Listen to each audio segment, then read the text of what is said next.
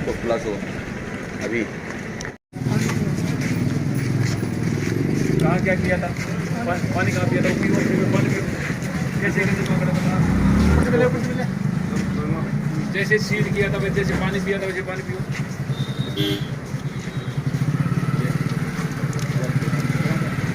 कितनी तारीख को आए थे आप लोग? आप कितनी तारीख को आए थे यहाँ? उससे आगे पर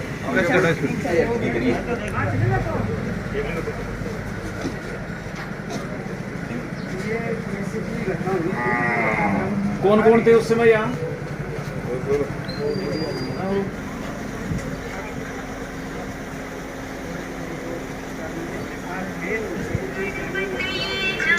किसके पास था? बोलिए, आराम से बोलिए। आपने नाम क्या बताया अपना यहाँ? आगे पूरा क्या बताया आपने? आपने क्या बताया अपना नाम यहाँ? राजू नाइक, ठीक है। फिर इनको संभाला आपने, क्या किया? अच्छा, फिर पैसे किस आदमी ने दिए आपको? पैसे किसने दिए थे? बैंक में से निकाल के? कितने पैसे लिए आपने यहाँ से?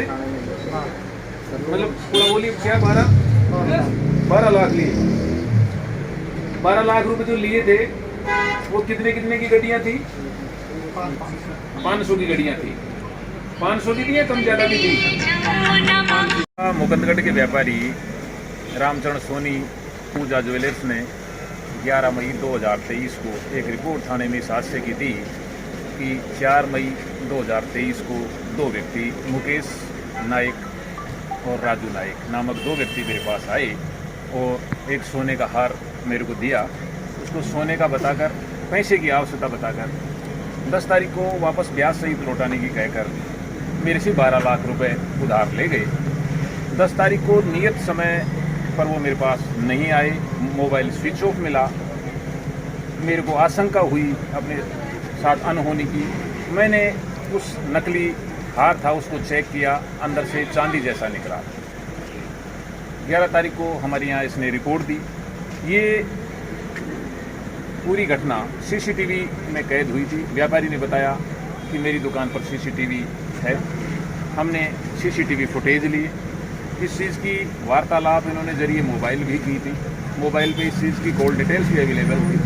जाते समय इन ठगों ने इनको एक नकली आधार कार्ड दिया था। तो नकली आधार कार्ड, ये किसी दूसरे का आधार कार्ड के ऊपर स्वयं की फ़ोटो लगा के एक नकली आधार कार्ड बना लिया करते थे पहचान के लिए। इस चीज़ के ऊपर हमने आसपास के कस्बे के तमाम सीसीटीवी फुटेज और टेक्निकल डाटा, मोबाइल की कॉल डिटेल्स आदि कलेक्शन की। तो इनका इस झुंझुनू एरिया में आवाजाही काफ़ी मिली। हमने संबंधित लोगों और उस कॉल डिटेल्स के आधार के ऊपर तफ्तीश और गहन अनुसंधान किया तो ये सामने आया कि बहुत सारे जगह पे इन्होंने और भी ठगी की है। इस संदर्भ में उच्च अधिकारियों के निर्देशानुसार हमने श्री सकेंद्र जी एएसआई, दामोदर जी हेड कांस्टेबल के नेतृत्व में उच्च अधिकारियों के निर्देशानुसार एक स्पेशल टीम का गठन किया। स्पेशल टीम ने दिन रात सीसीटीवी फुटेज, कॉल डिटेल्स और तकनीकी माध्यमों से अनुसंधान कर हम इस नतीजे पे पहुंचे कि इन्होंने यहाँ बहुत सारी वारदात की है और इन्होंने अपने ठगी वारदात के दौरान आसपास पूछताछ में ये है कि ये डेरा और तंबू बना के रहते थे। दिन में ये लोग कचरा बीनने के नाम से या अन्य प्याज का धंधा करने के नाम से भी रैकी करते थे और प्याज का ठेकेदार बता के, रुपयों की आवश्यकता बता के, ये नकली सोने को असली बता के लोगों के पास गिरवी रखते थे और ब्याज सहित वापस लौटाने के लिए, विश्वास जताने के लिए 4-5 बार उसके पास आके और ये पहले कभी असली दिखाते थे और समय पे पैसा देके व्यापारी का विश्वास हासिल करते थे। और जब राशि बड़ी हो जाती थी तो ये अपना मोबाइल स्विच ऑफ करके और उस डेरे से भाग जाया करते थे। घटना में इस्तेमाल आईडी और मोबाइल को ये वक्त घटना ही काम करते थे और सारा ये फैब्रिकेटेड करते थे। इसकी हमने तफ्तीश की।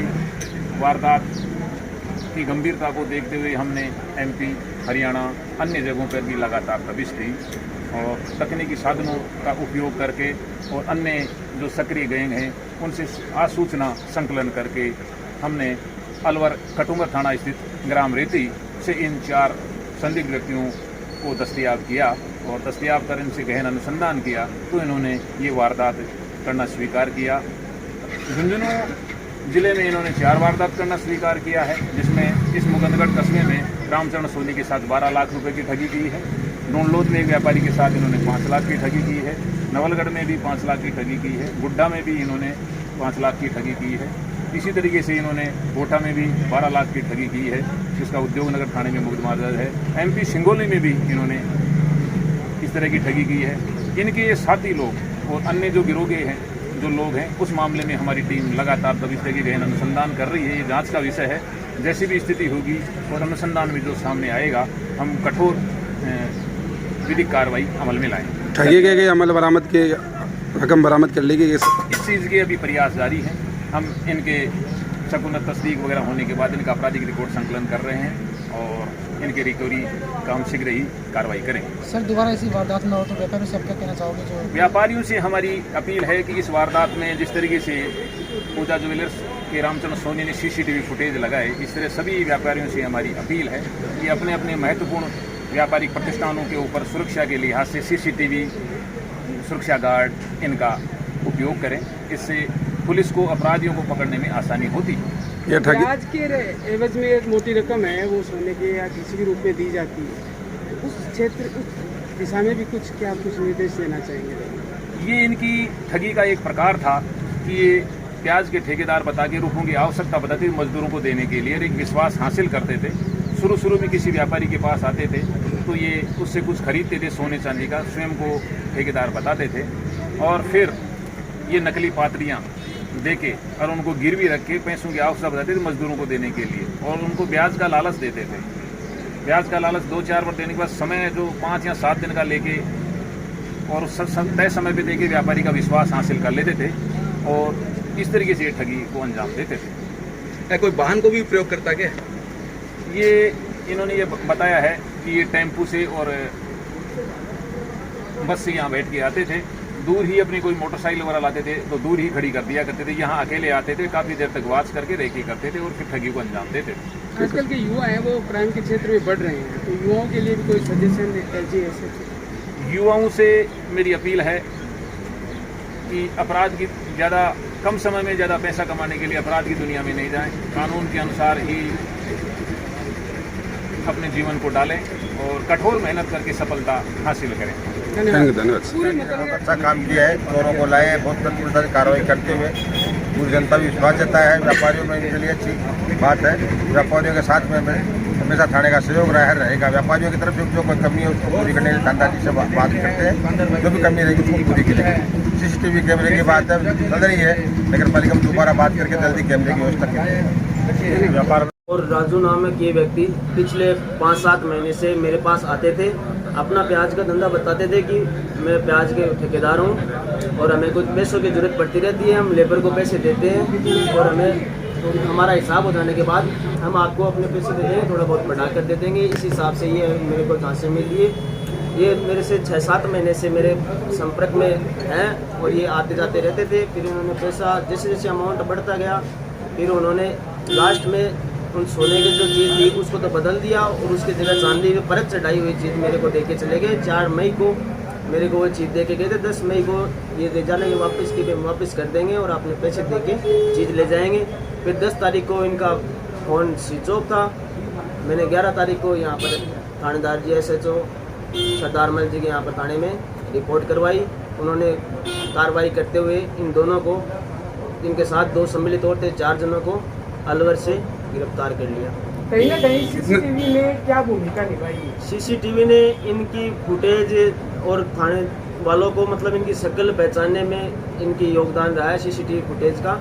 और मोबाइल भी इनके पास था, तो मोबाइल के माध्यम से ये लोग पकड़े में आ गए। कितनी रकम दी थी आपने इनको? मैंने इनको 12 लाख रुपए दिए थे और इन्होंने कहा कि हम 10 दिन 5-7 दिन बाद के अंदर आपको पैसे दे जाएंगे और अपनी चीज़ चुरा कर ले जाएंगे। व्यापारियों को CCTV को लेके क्या मैसेज देना चाहिए? व्यापारियों को मैं तो यही कहना चाहूँगा कि मुकुंदगढ़ कस्बे में व्यापारियों को अपनी दुकानों के ऊपर CCTV ये लगाना चाहिए और रात्रि गश्त के लिए भी पहरेदार को नियुक्त करना चाहिए और वो मतलब सूक्ष्म कैमरे आते हैं आजकल, वो भी लगा के रखने चाहिए जिससे कि ये घटनाएं न हो। रात को भी चोरी होने वाली चीज़ें बहुत बढ़ रही है। नवलगढ़ में भी हुआ है, आपके सामने ही है, जो कि नवलगढ़ में मोबाइलों की दुकानों में चोरी हुई थी और इस हिसाब से ये जैसे कर रहे हैं, तो पुलिस वालों को यही है कि सभी व्यापारियों को सचेत करें कि भाई आप भी CCTV फोटोज लगाओ, और कोई संदिग्ध आदमी अगर आता है जाता है तो उसे रोक टोक करके पूछे कि भाई कहाँ से आए हो, क्या है। तो ये कितने दिनों से आते जाते थे? मेरे पास ये 6-7 महीने से लगातार मेरे संपर्क में थे। इन्होंने अपना विश्वास जमा लिया था। फिर ये लास्ट के अंदर जैसे 4 मई को ये लोग नकली चीज देकर फिर पैसे लेकर उसमें धोखे से मेरे से पैसे ले लिए। इन्होंने कोई नकली ID भी दी थी? इन्होंने नकली ID भी दी थी। ये लास्ट में जो मुकेश नामक व्यक्ति बन के आया था, इसका असली नाम वैसे गिरिराज है, पुलिस वालों ने बताया था। और मतलब वो ID हमने चेक की तो वो फर्जी निकली थी। वो नकली आइटम देखे गए थे, वो है क्या आपके पास? नहीं, वो सब थाने तो के जब अंदर आप है। ये सोने वगैरह की चीज़ें लेते हो तो उसको चेक नहीं? उस समय पे क्या हम चेक भी करते हैं, तपाकर तेजाब में भी गिरते हैं। उस दिन ये क्या किया कि उन्होंने दोनों ने इन 5 फुट की पतलियाँ थी तो उसमें नो पॉलिश लगा रखी थी। तो मैंने कहा कि भाई इस पर नो पॉलिश कैसे लगा रखी है? बोला हमारे घर में बीमारी आ जाती है, और वो तो बीनी जो लेडीज़ वगैरह वो किसी शादी में गई हुई थी और सब ने अपने अलग अलग निशानी लगा ली है, और आप इसको तपाओ मत। मैंने कसौटी से चेक किया, उसमें उसे सोना निकला, परंतु मैंने जैसे तपाया नहीं था। बोला मैं तपाने मैं वही तपा के लूँगा। तो उन्होंने कहा कि तपाने से हमारे घर में पीड़ आ जाती है, इसलिए आप तपाओ मत, हमारा विश्वास करो। अपने छाती पे हाथ लगा के ऐसे कहा था कि हमारा विश्वास करो, हम 5-6 दिन में आपका हिसाब करते हैं। हमारे को इतने महीने हो गए आपसे व्यवहार करते हुए, लेन देन करते हुए, आप विश्वास करो, हम आपको दे जाएंगे। और जब आपने चेक किया फिर तो मैंने मतलब जब 10 तारीख को ये नहीं आए, फिर 11 तारीख को मैंने जब सुबह चेक किया तो ये चांदी जैसे नकली धातु की निकली।